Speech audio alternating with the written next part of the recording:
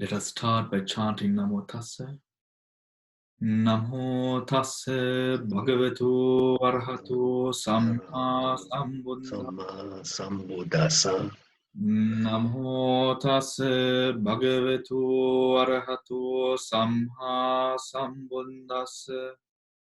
Namo Tassa Bhagavato Arahato Samma Sambuddhassa.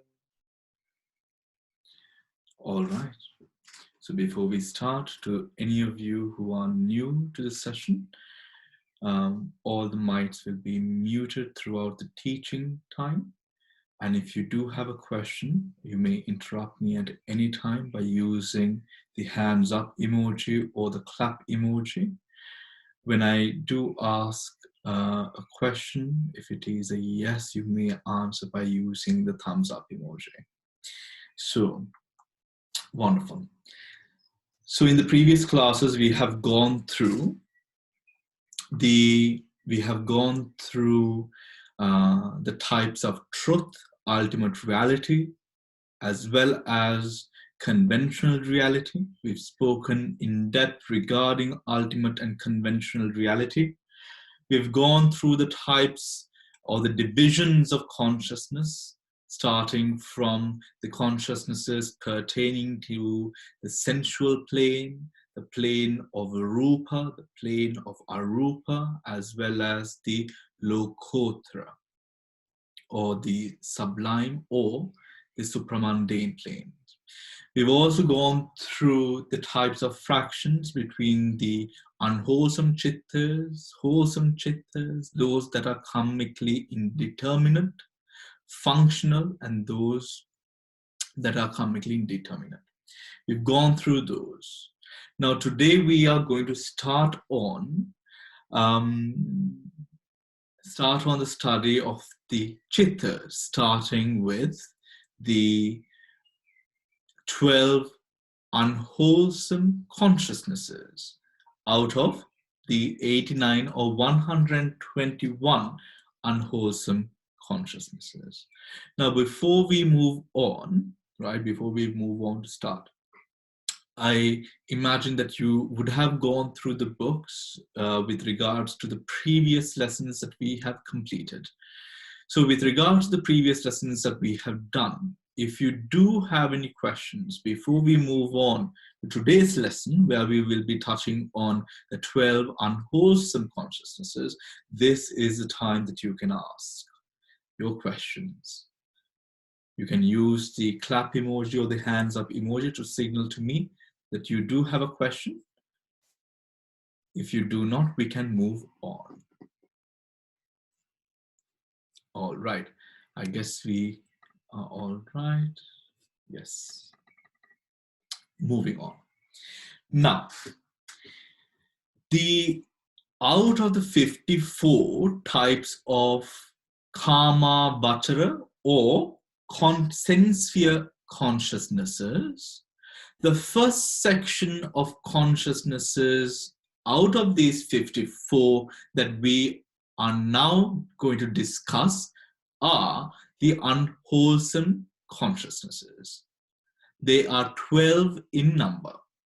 Now, when we go into the unwholesome consciousnesses, you see, it is important to understand that these unwholesome consciousnesses are determined, or the base of these consciousnesses are formed by 3 out of the 6 roots of consciousness. Let me repeat myself. The 12 unwholesome consciousnesses are based, or the foundation to these consciousnesses are 3 roots, or the 3 unwholesome roots out of the 6 roots of consciousness. Now, what are the 3 unwholesome roots of consciousness? They are 1, greed, 2, hatred, and 3, delusion, right? Greed, hatred.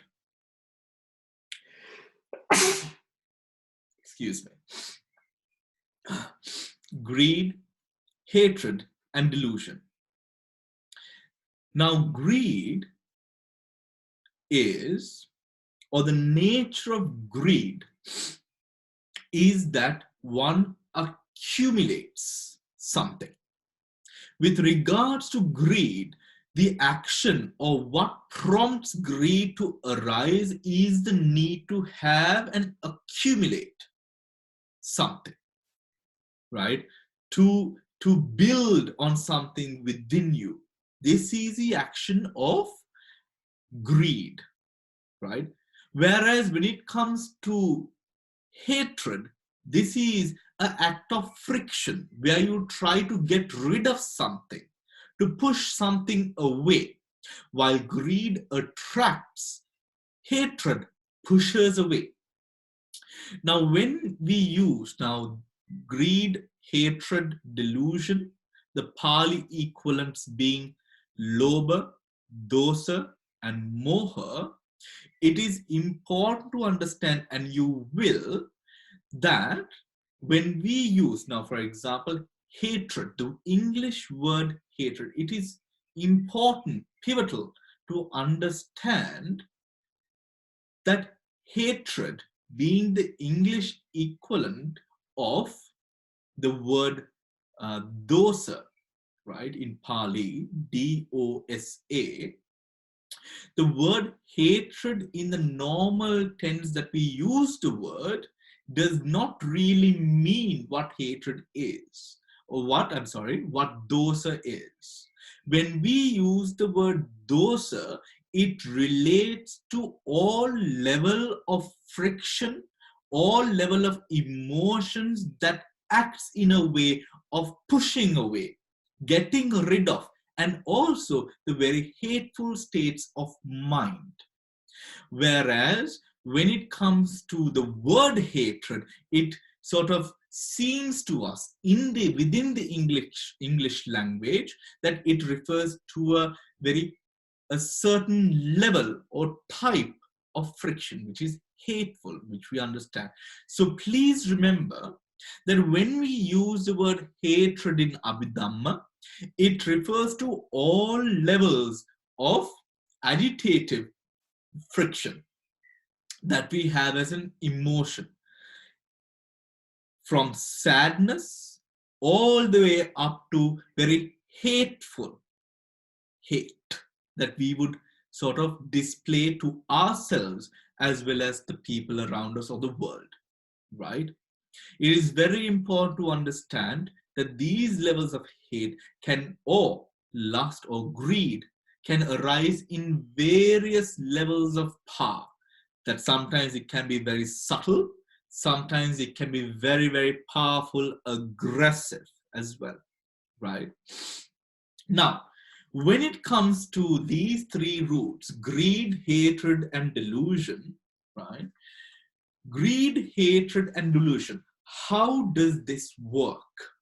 Now, when it comes to greed, greed does not arise alone. Greed always arises accompanied by delusion, right? By delusion. Hatred never arises alone. It can't. It can't arise alone. Why? Because for a person who does not have delusion in mind, who is not deluded, will not harbor such a mentality. Will not harbor such a mentality.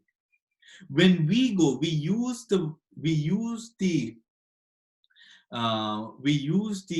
sort of we say blind with hate. That is exactly what we mean here. Blind with hate. The delusion blinds one, which then enables one to imagine or even think and comprehend that this hate or this way of reaction is all right. It is never all right in Dhamma. It is never all right in Dhamma for a person who is progressing in mental practice, in meditation, spirituality. It is never all right to operate with hate, right? The Buddha is quite clear on that. The hate too always arises with delusion. Now, delusion, when you take the consciousnesses arising, associating delusion, there are two consciousnesses. These consciousnesses can arise with just delusion itself by being its only foundation, pillar, or strength, right? Delusion can arise on its own, whereas greed and hatred always requires the support of delusion to arise in one's consciousness. This tells us, I think this minute factor teaches us that greed and hatred never arise in a fair way to the mind or the body. It always arises in a way that it damages, that it causes some sort of distress or disruption in a way that the mind is now unable to operate with that distinct amount of clarity,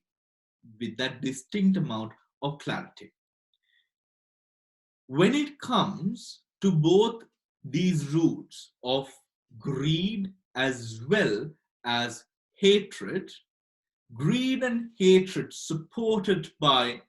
arises supported by delusion, but greed and hatred never arise together as well, right? It never arises together as well. Because greed, the elements of greed is such that, or the function or features of greed is such that you want to bring it closer to you. You want to own it. You want to have it. You want to accumulate. Whilst the nature of hatred is such that you want to destroy. You want to get rid of it. You want to push it away as much as you can, as soon as you can. Because of this reason, because of these functions not coming together, greed and hatred never arise together.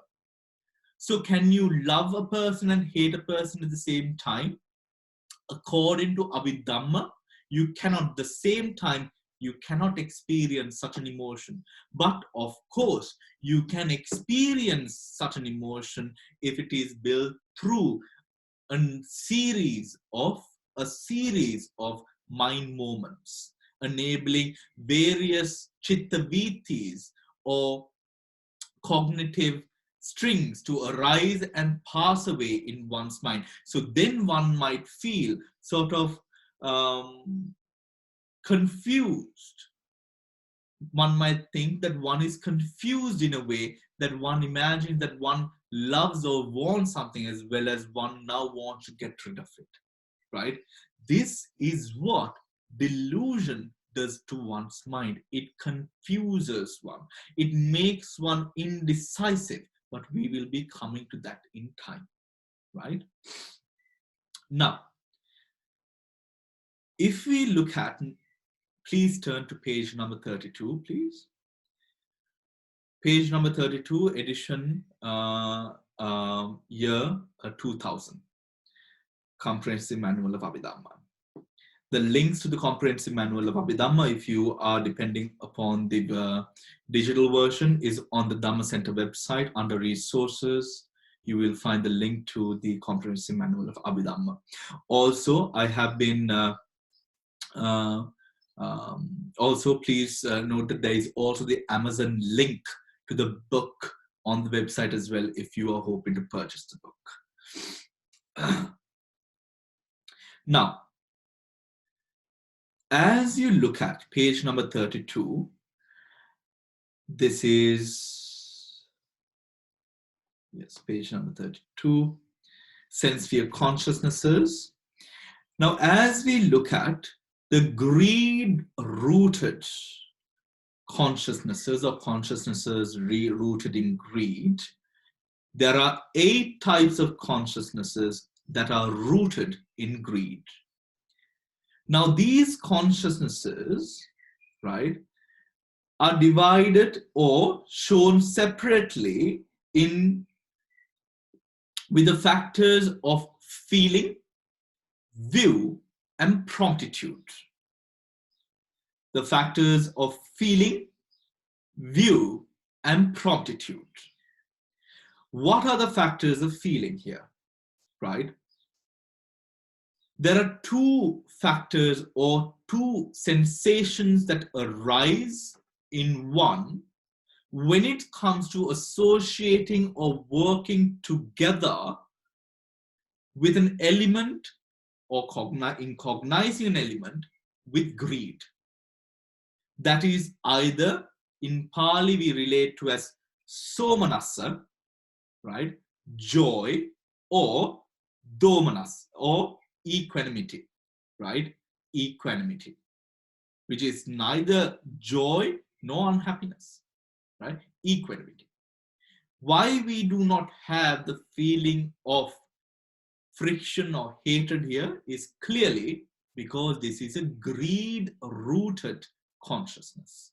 The action of this consciousness is to make you like or want something. You want to have something in your life. You want to bring something closer to you. This is how that consciousness will work. Greed, right?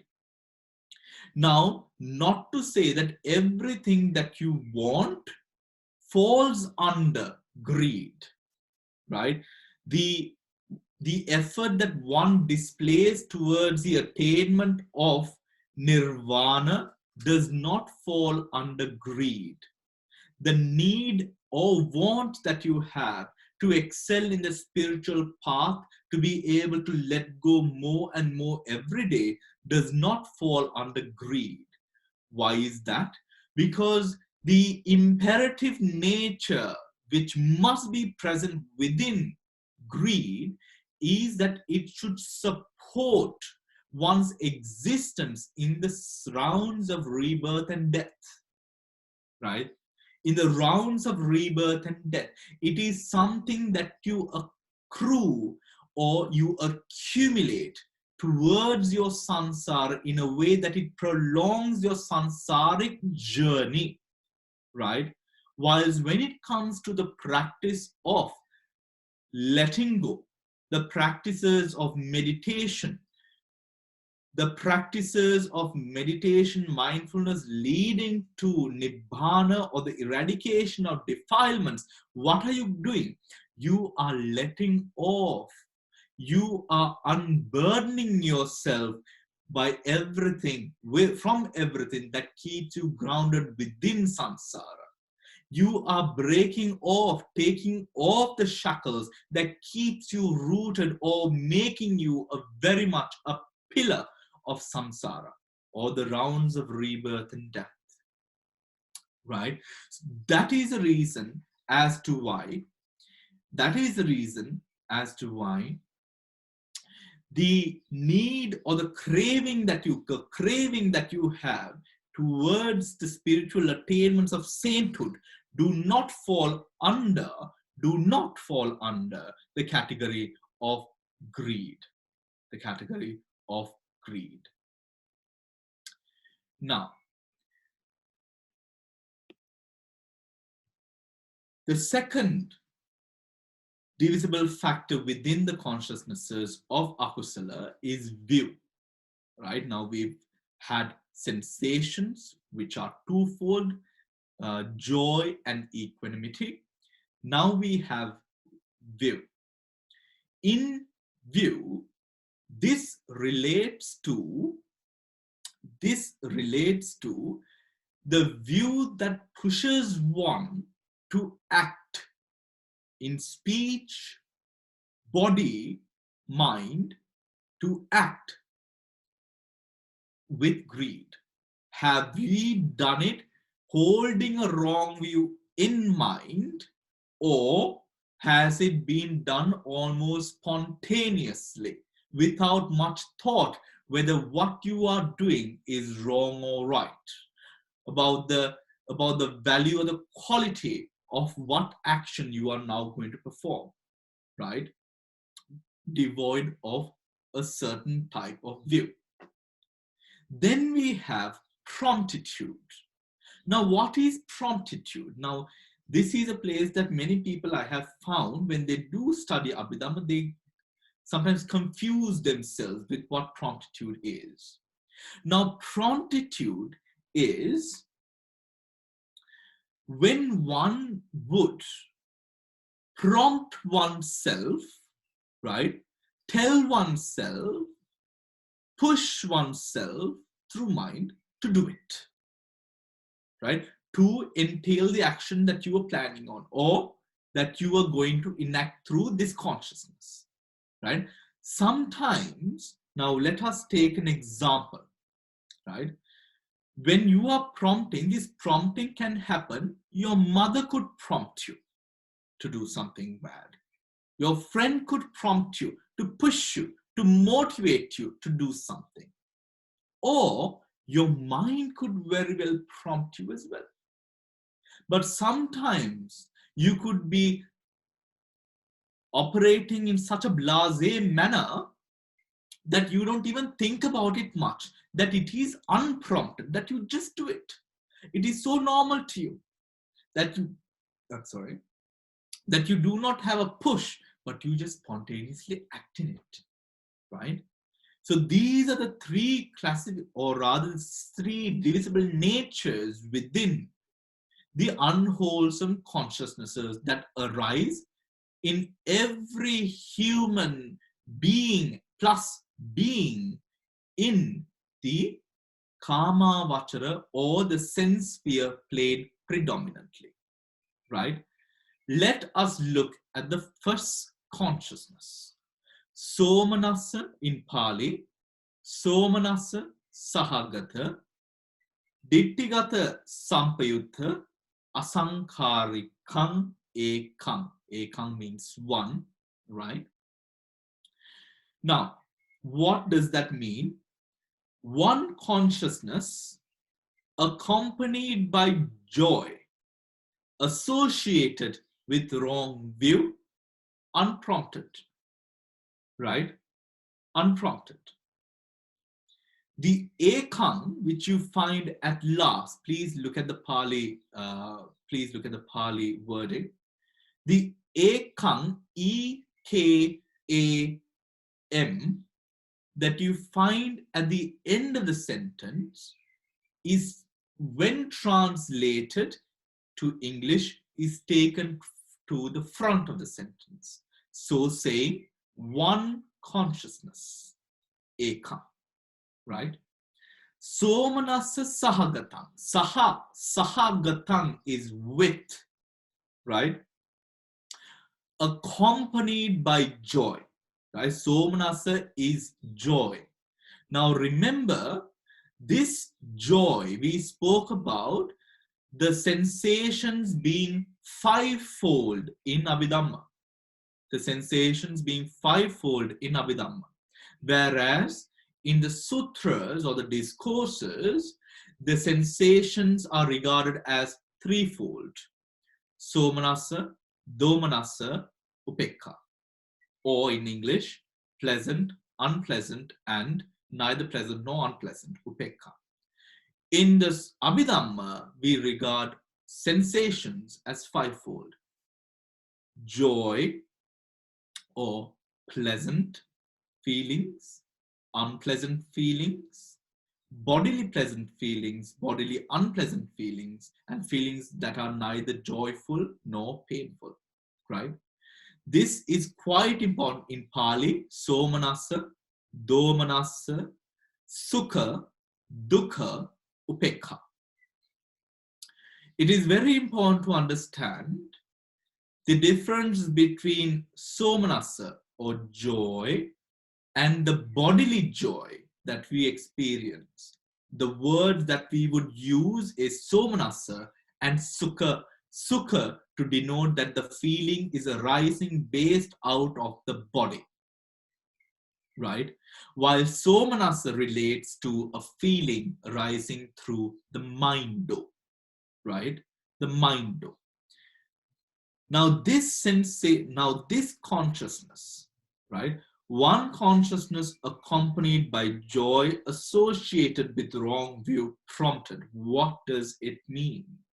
Right? What does it mean? Let us think about this through an example. So, surely this act should be something where, or a consciousness which would be instrumental in an action to do with one trying to get something for oneself.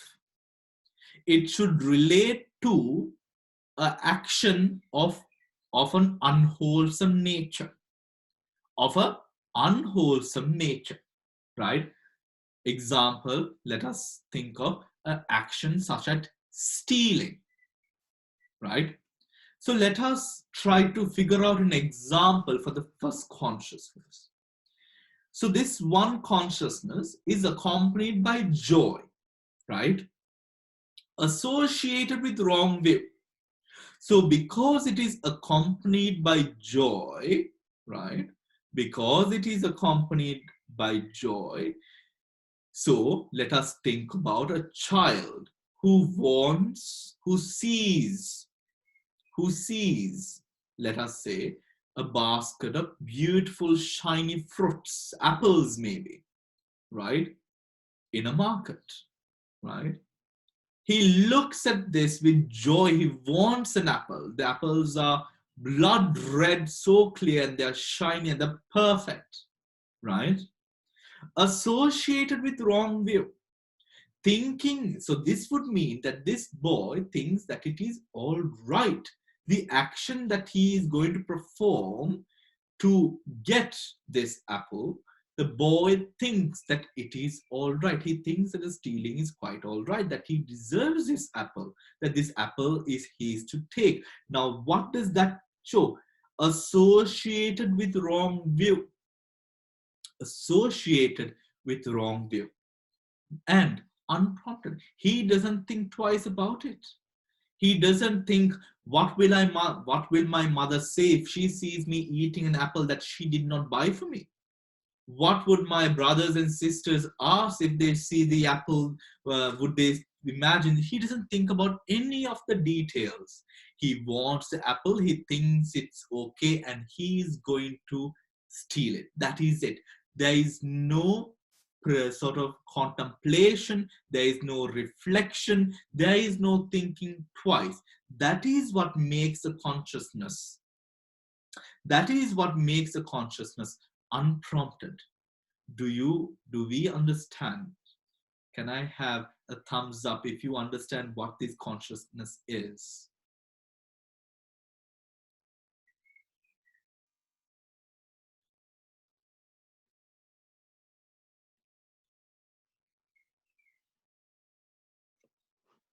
All right. Does anyone have a question?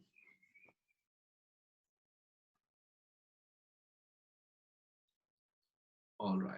I think we are good to go. Carry on. Oh yes, Gaini. Sorry, Bhante, that's a thumbs up. Oh, that's thumbs up. Okay. All right. All right. So that is a first consciousness, right? Now, if we understood the first consciousness proper, we should now be able to understand the rest of the akusala or the unwholesome consciousnesses, right? Rest of the unwholesome consciousnesses. Now remember, children,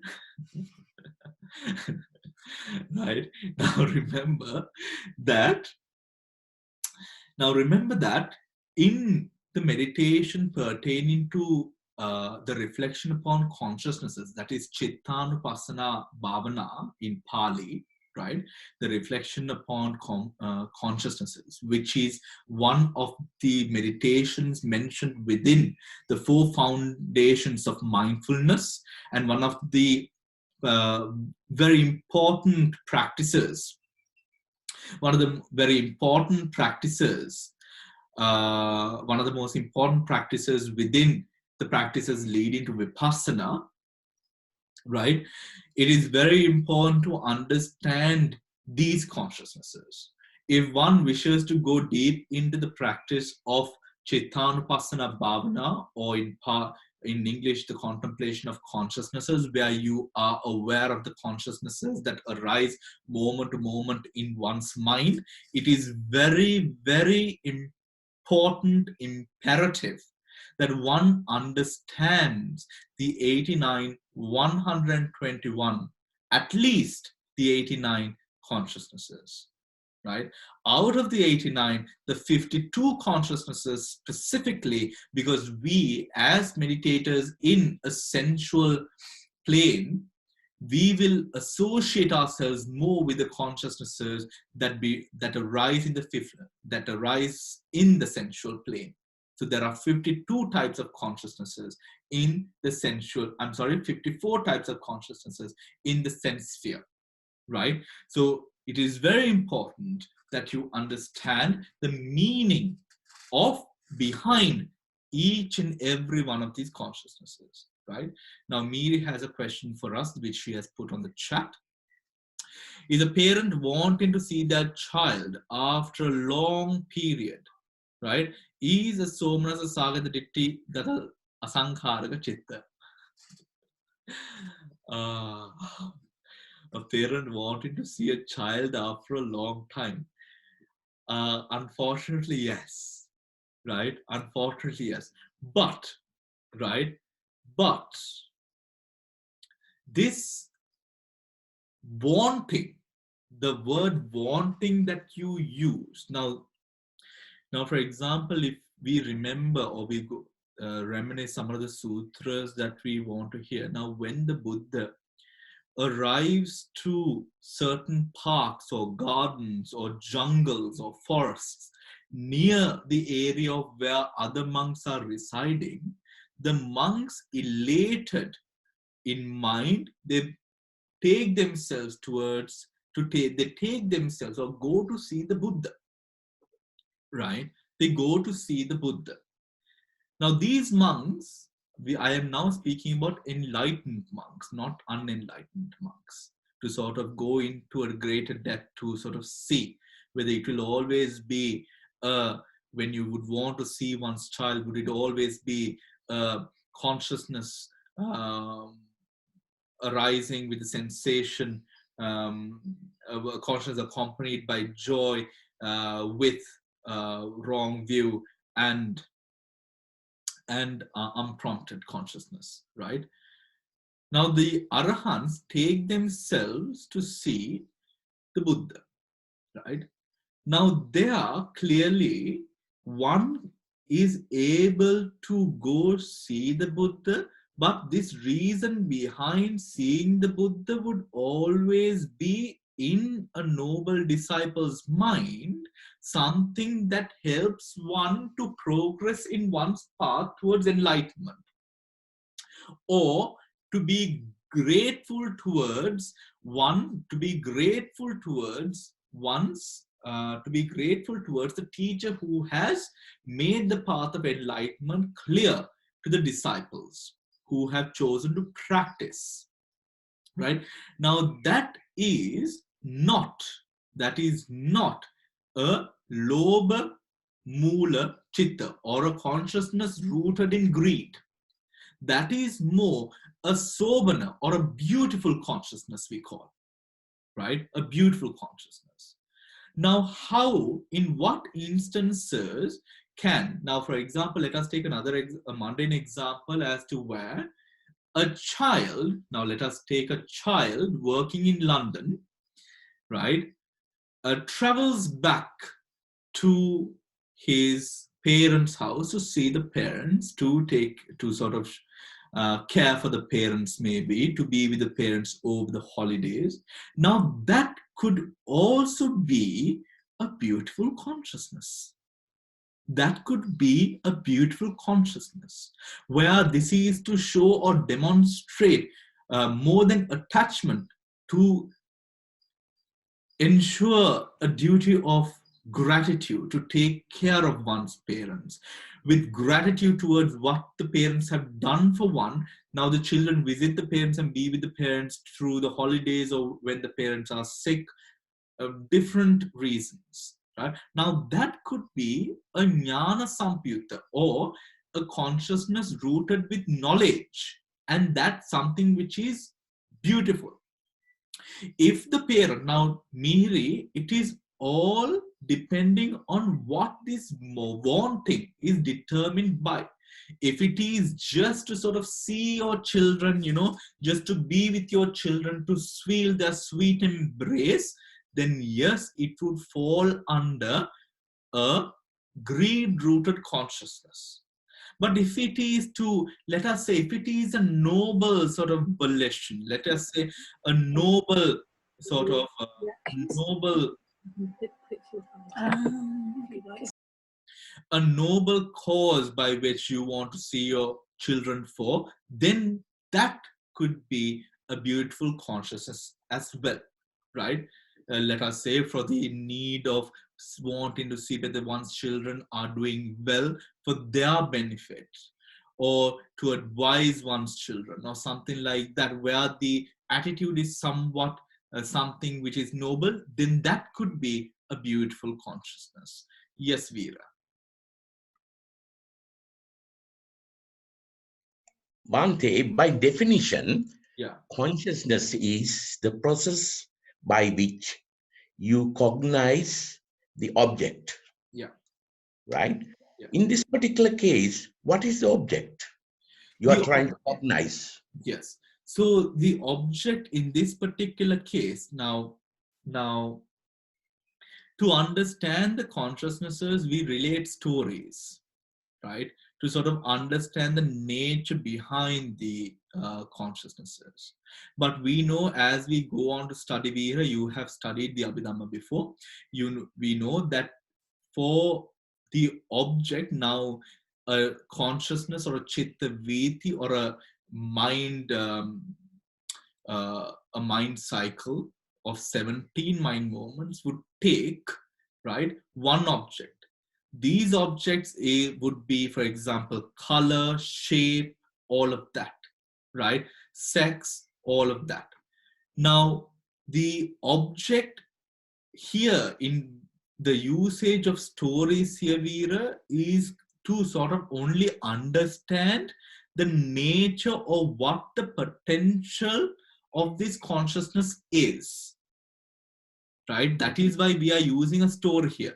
But if, as we progress along the study, we understand that this is nothing to do with the story. Yes, this consciousness is able to or can be the root of this sort of an action, but these consciousnesses must arise again and again and again and again, cognizing different elements of the apple, the market, the farmer, the environment, the weather, all of these things. And in putting together all of these memories, or rather all of these objects, is when you are able to enact whatever stealing or act you want to act, right? So what is the object, Veera, is not a question suitable for this moment in time for us, right? And you know that, yeah? Yeah. All right. Okay. All right. So, any other questions that we might have? Most welcome, Miri. All right. Now, moving along, we are going to discuss what the other consciousnesses are. Now, Somanasa Sahagata, Dittigata Sampyuta, Sasankaraka. Please remember, now if you understand, right? If we understand the consciousnesses, now you know. So, there are 8 unwholesome consciousnesses, 4 of which are going to be accompanied by joy. The other 4 that is going to be accompanied by equanimity, with equanimity. Out of the 4 accompanied by joy, 2 of these consciousnesses are going to be accompanied with wrong view, and 2 are going to not be accompanied by wrong view, or disassociated from wrong view, right? Out of those 4, right, each out of these 2, each is going to be either prompted and unprompted. Now, if you understand that chart, now you have memorized Now the only thing that you need to memorize are the Pali words, and you will understand, or you will be able to now recite the chittas or consciousnesses by heart, right? Now, if we try to give it a go, right? So, one consciousness associated with joy, right? Associated with joy. The other is Dittigata Sampayutta. One consciousness, I'm sorry, not associated, the word accompanied. Accompanied by joy, associated with wrong view, unprompted. The second consciousness should then be one consciousness associated with joy, accompanied by wrong view, now unprompted, now prompted. Two consciousnesses, right? Then what should the third consciousness be? Now, two consciousnesses, we've completed those that are accompanied with wrong view, right? With wrong view. Now, what are the other two going to be? Now, it should be without wrong view, right? Now, what is then that going to be? How is that going to be? Like one consciousness accompanied with joy, accompanied by joy, associated without wrong view, right? Prompted, right? Associated without wrong view. Dissociated from that. Associated with wrong view. Okay, associated with, disassociated with wrong view, prompted. And the other should be the same one consciousness associated with joy, disassociated with wrong view, unprompted, right? Now, those are the four consciousnesses, right? Somanasa Sagada, Dittigata Sampayutta, Asankaraka. Somanasa Sagada, Dittigata Sampayutta, Sasankaraka. Somanasa Sagada, Dittigata Vipayutta, Asankaraka. Somanasa Sagada, Dittigata Vipayutta, Sasankaraka. Four consciousnesses, right? Now, it is not very difficult, right? It is not very difficult. Let us move on to the second consciousness. One consciousness accompanied by joy, associated with wrong view, prompted. Now let us take the same example of the child. In the first consciousness, the child acted without promptitude. Now, one consciousness accompanied by joy, associated with wrong view and prompted is the same example. The child sees the beautiful, perfect apples, wanting to steal them, thinks that there is no problem, that he is deserving of the apples, right? And is also prompted by his friend, or after reflection. He reflects, should I steal, should I not steal? And he decides, no, I should go ahead and steal it, right? It's all right. It's only just one apple. So he decides to go ahead and steal it. Therefore, it becomes prompted, right? Prompted. What are you trying to do? Therefore, it becomes prompted. Now, that is a story of the second consciousness. The third consciousness, right? One consciousness accompanied by joy, disassociated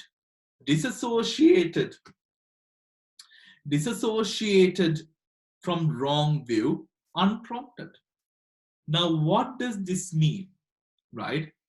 One consciousness accompanied by joy, disassociated from wrong view, unprompted, right? To just play around and just make it exciting, would you guys like to make up the story? Veera, would you like to try? We'll take the same child. Go on. Yeah. If the same child having fun of stealing, right? And then this is a dissociating, without thinking that it's bad, or right, without knowing that it is, rather Yeah. knowing that it is. Without knowing that it's bad. Yeah. And then without automatically goes and steal. That's unprompted It goes ahead with the act of stealing. stealing, Yes. right? Yes, correct. You can say, do the same thing actually for the rest of the thing. Same boy. Yes, absolutely. Right. So it is one consciousness accompanied by joy, disassociated from wrong view, unprompted. So here the thing is, you know that the action that you are going to perform is wrong. Right? Is wrong. Yet you are happy. You do not mind. You do not mind that it is wrong. You do not mind that it is something that you probably could get blamed for. You go ahead and do it. It is almost spontaneous because it is almost spontaneous because how do you know that it is spontaneous? Because of the word unprompted, asankarika.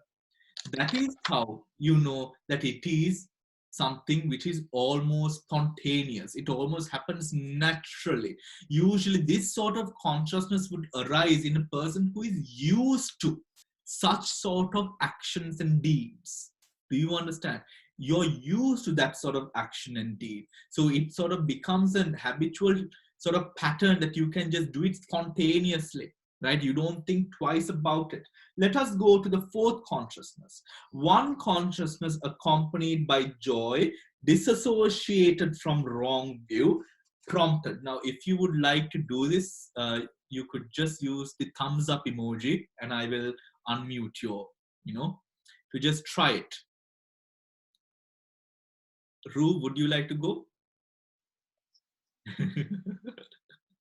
All right. Bill? I'll try, Bhante. Go So ahead. here is this great boy, and he's quite happy, happy about stealing this apple or whatever, the basket. But he's now dissociated from wrong view. So so therefore he thinks that because he's dissociated from the wrong. So therefore he thinks that this is quite all right to do, that it's quite an all right thing to do, right? He dissociated from Dill, not things. The word to use is know. He knows it's wrong. Right, he knows, right? Yeah. And then he's prompted. So either he does this, he doesn't be spontaneous, but somebody, his mother or somebody encourages him to do it. The mother or a friend, or he could encourage himself as well. Right? He could encourage himself as well to just go ahead and do it. Right? That is the fourth consciousness. Now the fifth consciousness. One consciousness accompanied, now if you would like to do it, just use the clap emoji and I will, the thumbs up emoji and I will unmute your mic and you could just give it a go. One consciousness accompanied by equanimity, associated with wrong view, unprompted, right? Now this is a little bit different to the consciousnesses we had before. Any volunteers? All right. If there are no volunteers, I will do it.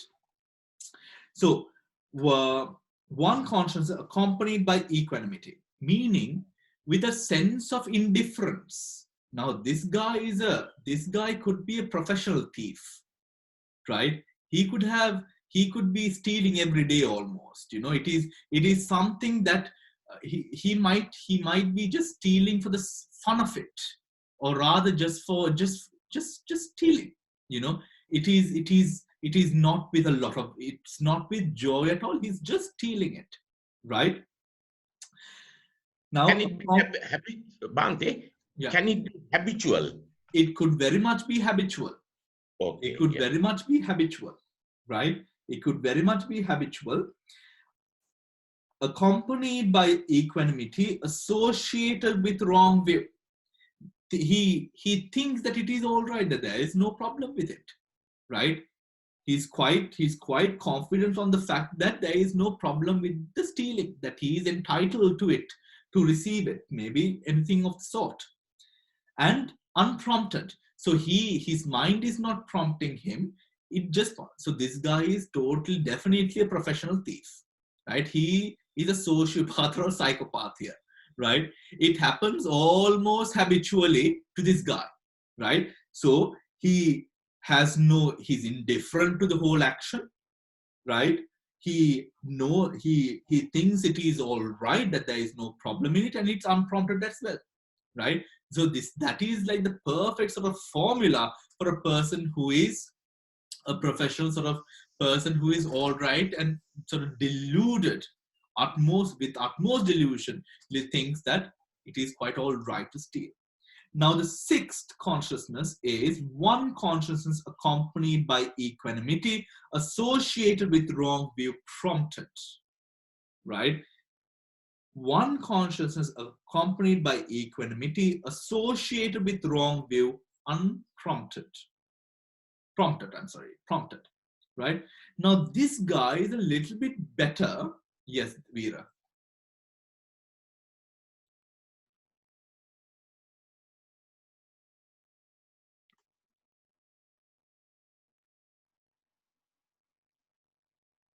I can't hear you, Veera. Sorry. Yes. Sorry. You can use the same case. Yeah. But this habitual person steals by prompting from somebody who's a friend or somebody else. Oh, there's an apple there.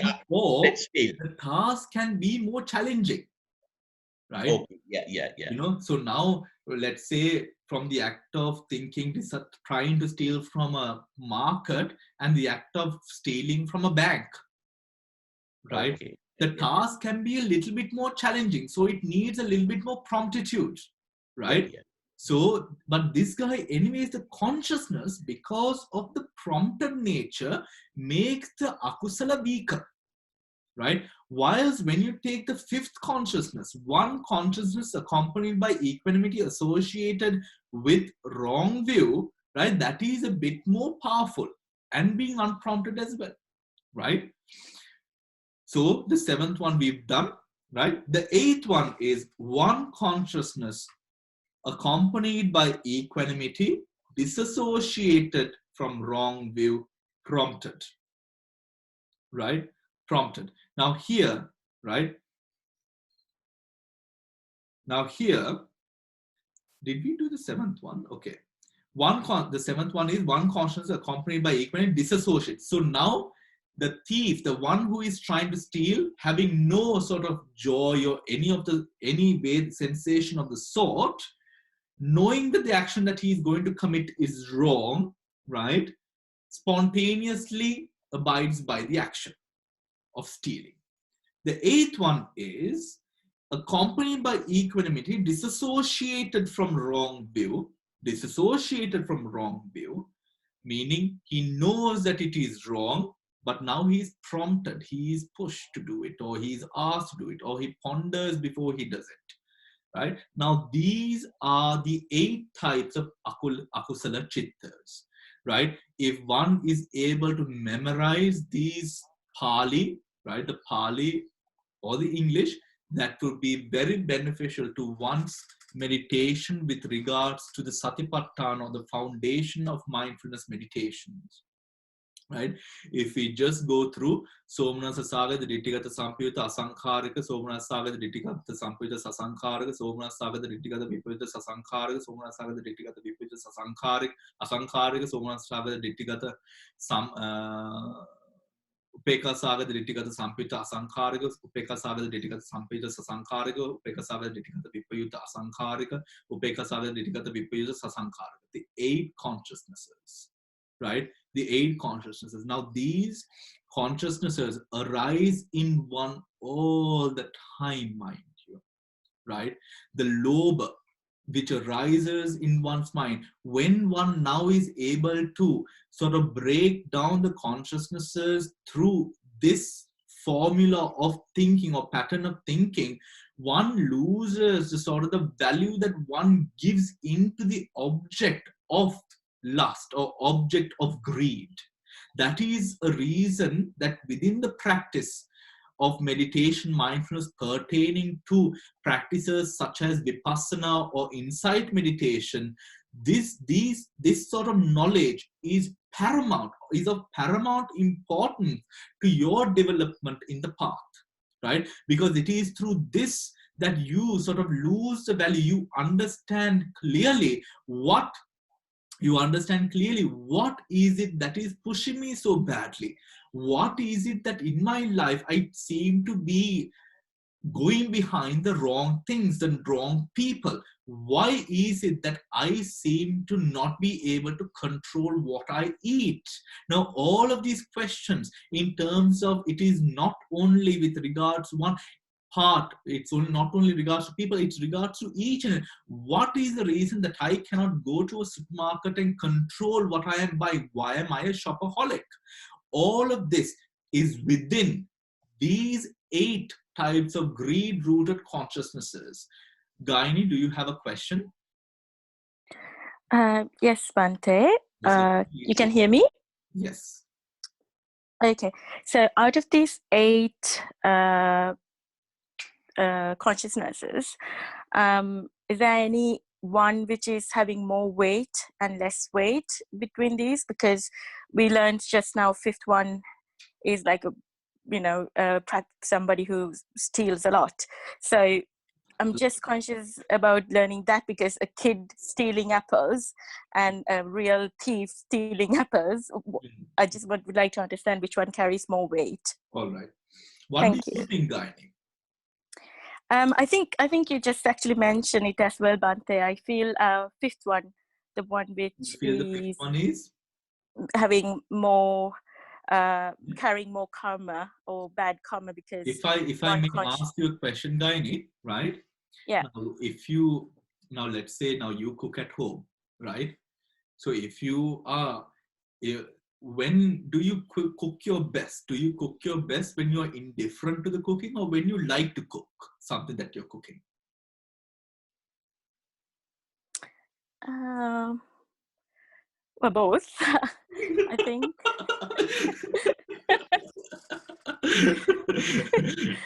Usually when you like to cook, when you want to cook whatever that you're going to cook on that day, you would be putting more effort, more love, more care into that process of cooking, isn't it, Gaini? That's right, yeah. Okay? So likewise, so the question to your answer is actually within the Milinda Panha. Milinda Panha, the questions to Milinda, right? Where there is a question which is asked, right, by the king to the monk, when is it, is ignorance, is it better to be in ignorance? You only know that you're doing akusala when you do not know, when you know it is a akusala or unwholesome. What if you don't know any of this?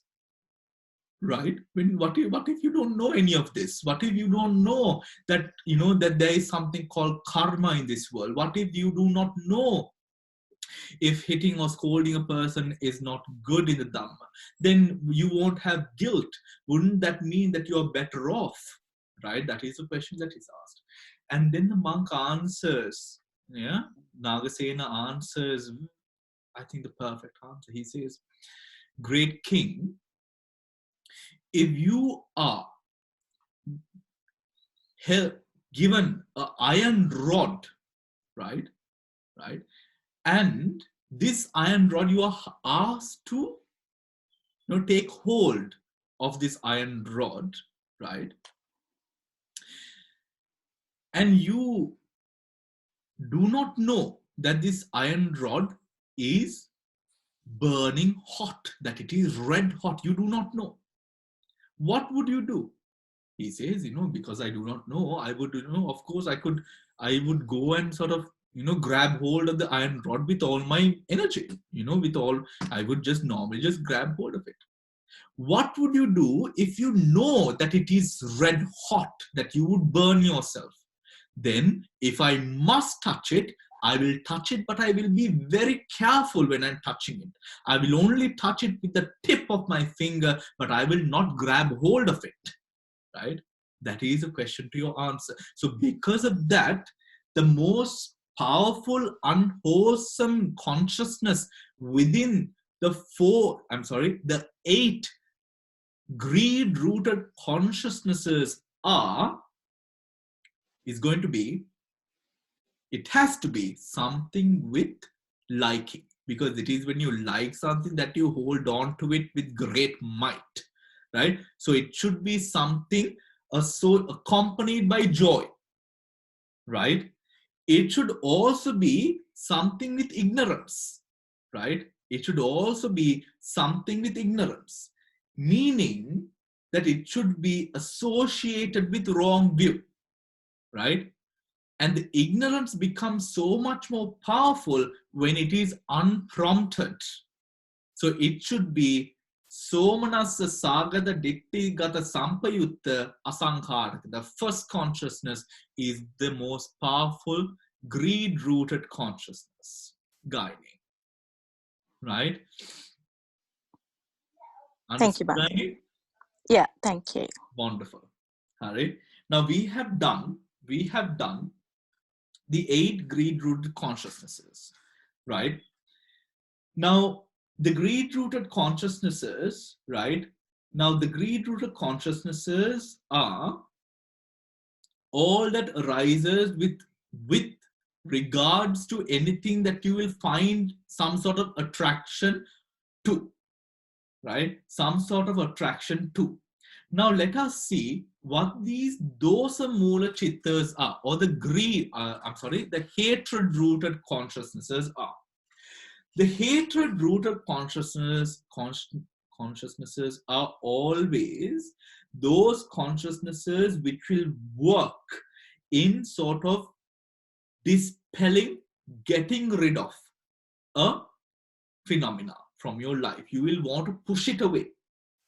Now, these hatred-rooted consciousnesses are those consciousnesses that also disrupts. There is a great disruption created when hatred arises in one's mind. A greater disruption than that disruption created through greed. Why? Because of the element, because of the energy of disruption, this negativity, it sort of creates a sort of a feeling of instability, a shivering feeling of hate sometimes, a feeling of uneasiness where you are. Whereas when you steal something, or when you have something, when you this action, although it is a akusala or unwholesome action, it is not as off-putting as a hatred-rooted consciousness would be. If we have been victims of hate, we know what this is. We know how this feels like, right? And if you have in any way also portrayed a great amount of hate towards someone, you also know the aftermath of hate, how it sort of makes you feel.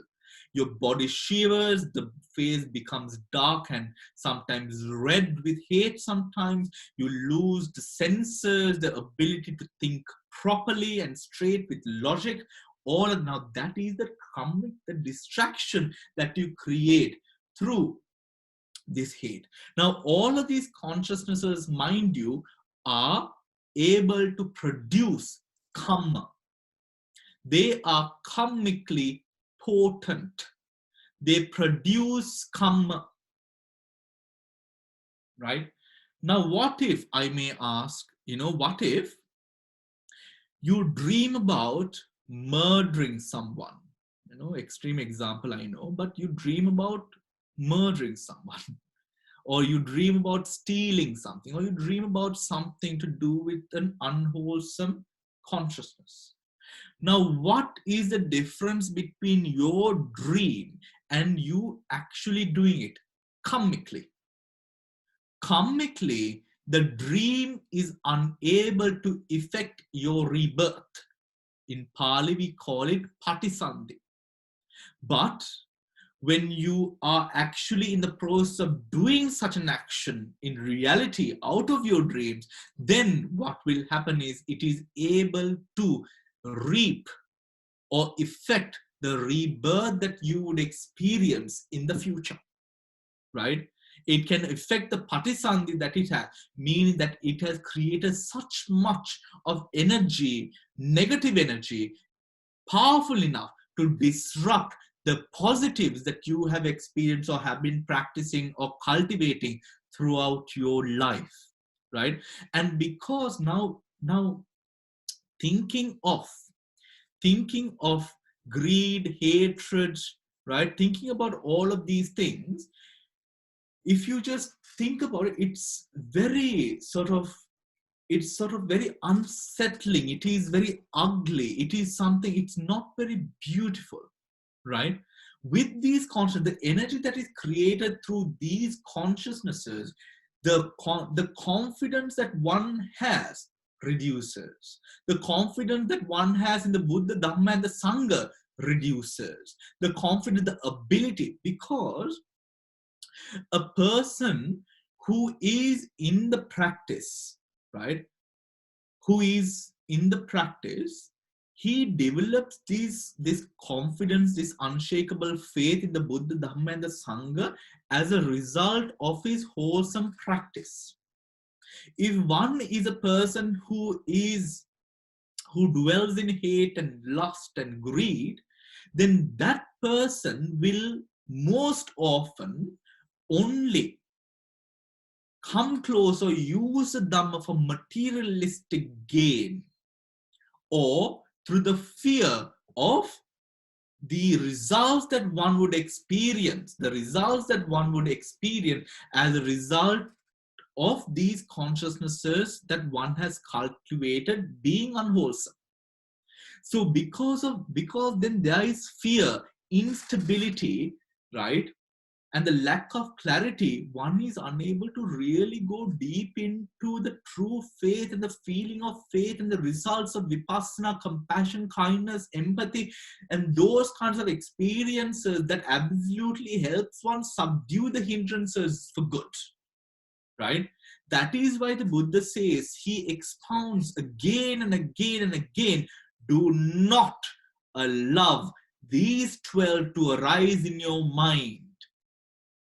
Do not allow greed, hatred, and delusion to make way in your mind, because it only needs a small opening and it will pull you in. It will pull you in, right? When you lie to a person, you have to keep on lying again and again and again and again to protect yourself, right? If you are angry with a person, and now if that other person is now portraying aggression towards you, how can you control that person? You have to be angry. That is the normal human way. You react. How do you react now? You become more angry than that person, in a way to sort of control or subdue that person, right? In a way to control or subdue that person. Now you have said something wrong. You do not have the confidence to accept the fact that you were wrong. So what do? You act with a great amount of delusion to cover up the fact that you were wrong, right? You storm out of a room. You go and slam your door. You ask people around you to shut up and get out of your life, right? All to do with protecting this ego formed through greed, hatred, and delusion.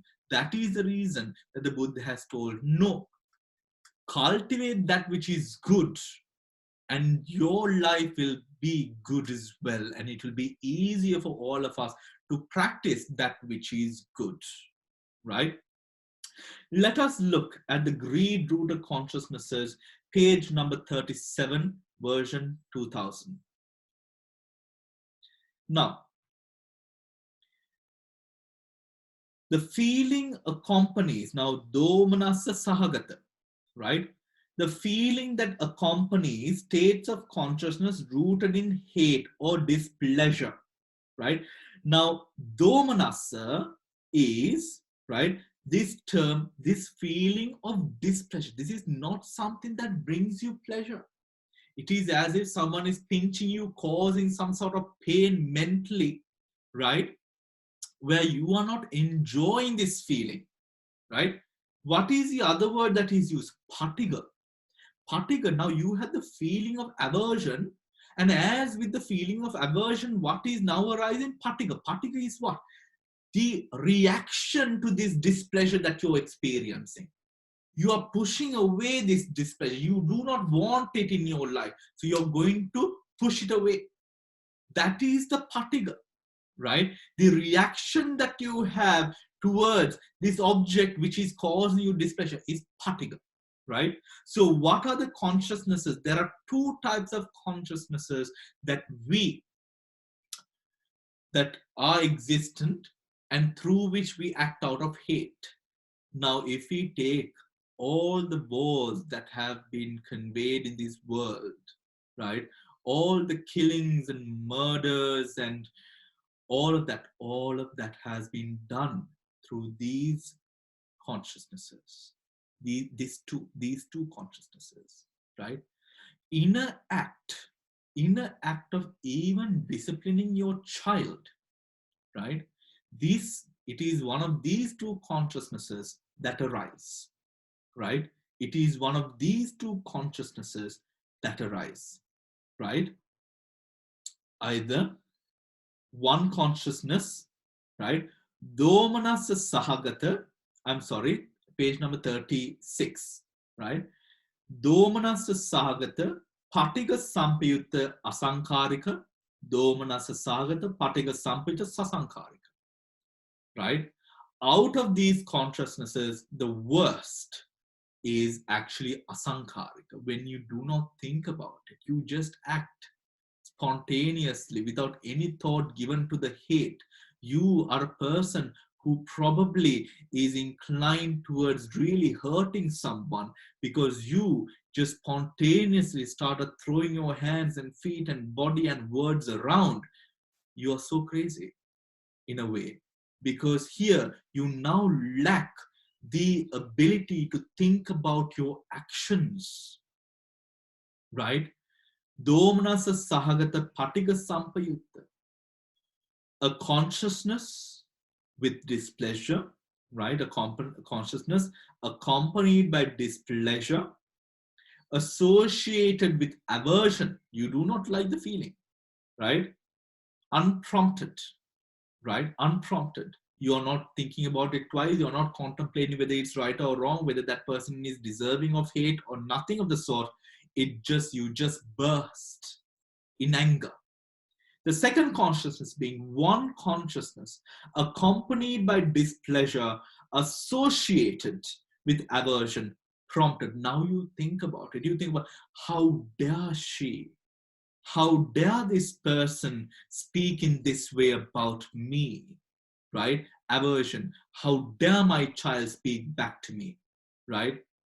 Or in anyone, in any turn, if you are using physical force to discipline a child, like for example, in Asia, in many Asian countries, in many Middle Eastern countries, it would be very much a part of the culture to discipline your child using physical force, right? Using physical force. Now, one I have in Sri Lanka, this is a very common question that we receive as monks when we teach Abhidhamma. We speak about dosa, hatred. The parents ask, Bhante, is it a dosa-rooted consciousness, or is it a dosa consciousness or a hate-rooted consciousness when I try to discipline my child? Yes. Actually, any sort of physical movement which causes pain with the volition to cause pain arises with hatred, or is a hatred-rooted consciousness. Why is that? You cannot love a person, or with care you will not hurt a person, right? You will always hurt a person with the need to hurt them, devoid of love, right? But when the chittavitis or the mind movements fall together, then of course you can have your story, right? But this consciousness specifically, when this consciousness arises and you work with this consciousness, what happens is you only have hate in your mind at that moment in different levels, right? Do we understand? Do we have any questions whatsoever? Please use the clap emoji if you do.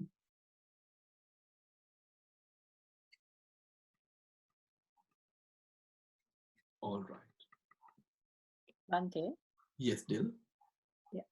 Can you, my mind was on something else. So I missed the example before when you spoke about the dream and about the patisanti. What exactly did you say? I wasn't listening, Bhante. Okay, so with regards to, so when when we would dream about an unwholesome action, right? In our dreams, it does create energy, but that energy that we create in our dream is not powerful enough to create a rebirth or to influence our rebirth. Whereas if we do something, if I am to do something physically whilst I am awake, that energy that I create is powerful enough to create or influence my rebirth. Thank you, Bhante. Thank you, Dil. All right, moving on, right? Moving on. Now, delusion. There are two types of consciousnesses, right, that arise having delusion as its main root. This is the consciousness, one consciousness accompanied by equanimity, associated with doubt, one consciousness accompanied by equanimity, associated with restlessness, right? By doubt and restlessness. Now, these, out of the 12 unwholesome consciousnesses, I would say that it is these two consciousnesses that are the worst. Why? Because when you fall into a state of skeptical doubt or a nature of restlessness, indecisiveness, what happens is you lose the energy that is necessary to be able to make a decision. You become blinded. You lose the power to see logic in one's mind, in reality, to cognize through the smell, taste, eyes, feelings, etc., to the 5 sensory doors, to cognize these elements with logic. You lose that ability.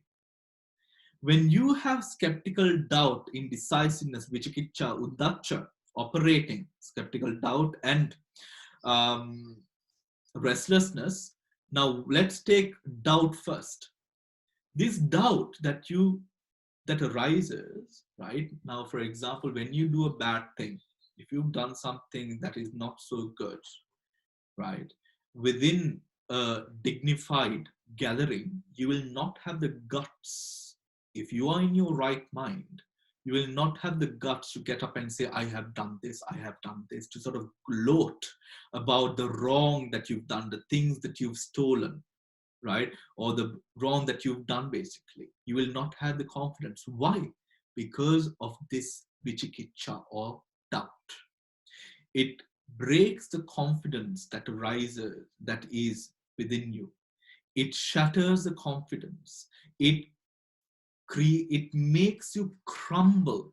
So that is why low self-esteem, when we are not doing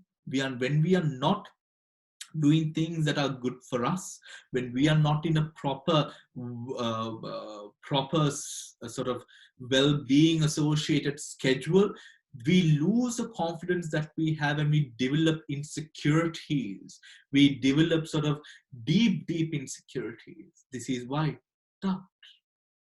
And then the next one is restlessness. What does restlessness do? Restlessness, what it does is it does not allow you to be decisive or reach a decision regarding anything. as you develop this, you become like a crazy person almost, because when one is unclear in mind, he is unable to make a decision as to, should I go, should I come, should I eat, should I not, should I work, should I not, should I agree with this person, should I not? You are always flowing from one thing to another, right? You're always flowing from one thing. You can see that this person is kind of unstable. That is a state that arises through a person always being or enacting within unwholesome, the natures which are not that good, right? The natures that are not that good. Now, there are two types of consciousnesses, both of which are rooted or that arise accompanied by equanimity, right? This is such a subtle state of mind. This is such a subtle state of mind that you do not realize. Now, equanimity, when equanimity is there, children, please remember, right? Love calling you all children. Whereas I am the real child in this conversation. Right. So now when upekkha is there, or rather equanimity, please remember, equanimity, when equanimity is there, it is really difficult to track it, to know that it is there, right? That is why now realizing that the consciousnesses associated with pleasure and the consciousnesses that are associated with hatred, those consciousnesses are very easy to detect and see that they are existent.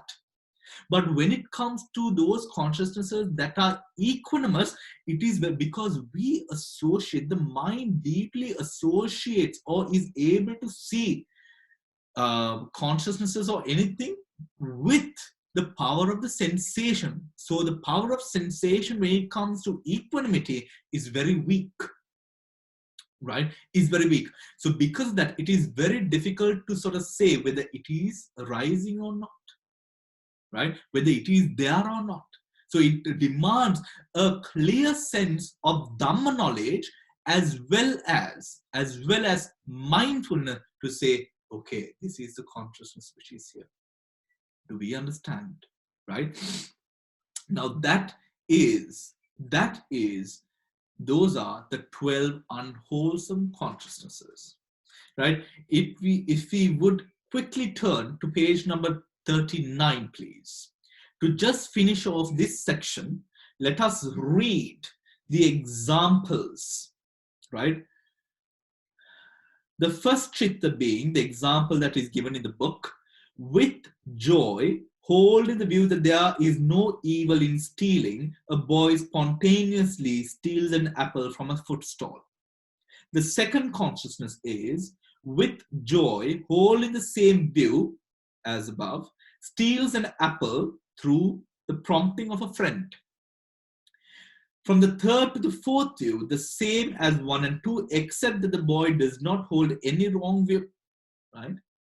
The fifth to the eighth consciousness, now this is to do with upekkha, remember, right? Upekkha is equanimity. These four are parallel to 1 to 4, except that the stealing is done with a neutral feeling, right? The two types of consciousness rooted in hatred may be illustrated thus. 9, consciousness number 9, with hatred, one man murders another in a spontaneous fit of rage. 10, with hatred, one man murders another with predetermination. 11, a person due to delusion doubts the enlightenment of the Buddha or efficacy of Dhamma as a way of deliverance. 12, a person is so distracted in mind that he cannot focus his mind on any object, right? In any object. Now, with regards to the 11th consciousness, right? This is the consciousness that loves. Now we know that one of the worst types of heinous crimes that one could commit to oneself is being a person who is, we call in Pali, Niyata Micha Dittika. A person who has now gone so deep into wrong view that he cannot come out of it. This is created, or this space is created, that kind of mind is created through this 11th consciousness. The Buddha says that that is the worst crime that one could do to oneself, because when one becomes a niyata micha dittika, or a person who is forever bounded by his wrong views, he has no way of coming out of samsara, the rounds of rebirth and death. He has no way of attaining nibbana, even if there is to be 1,000 Buddhas preaching the Dhamma to him again and again and again through the eons that pass. He will never come out of his wrong thinking ways. The Buddha says is the worst thing that one could do to oneself, and that is created by, or the space for such an occurrence is created through the 11th consciousness, which is the consciousness which is accompanied by equanimity and the doubt, vicikiccha. Right? Now, that is all that we are going to do today. On our next day of Abhidhamma study, we are going to study the ahayetuka chittas, or the rootless consciousnesses. The rootless consciousnesses. So please read the rootless consciousnesses. It is quite all right if you just read the rootless consciousnesses for the next hour, because that is all we will be having time to do.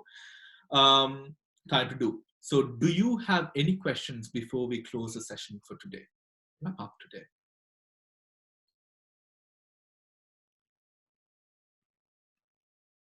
Wonderful. I don't think there are any questions. All right. I don't think there are any questions. Thank you very much for tuning in. Please do have the book with you. If you are hoping to buy it, please do buy it, and make sure that you have the book with you, because this study will be most effective when you do have the book with you to read and refer and to write down notes. We will meet again to study Abhidhamma on today is Tuesday, so Thursday, right? On Thursday. I would also like to thank everyone who made their charitable donations yesterday. Much appreciated.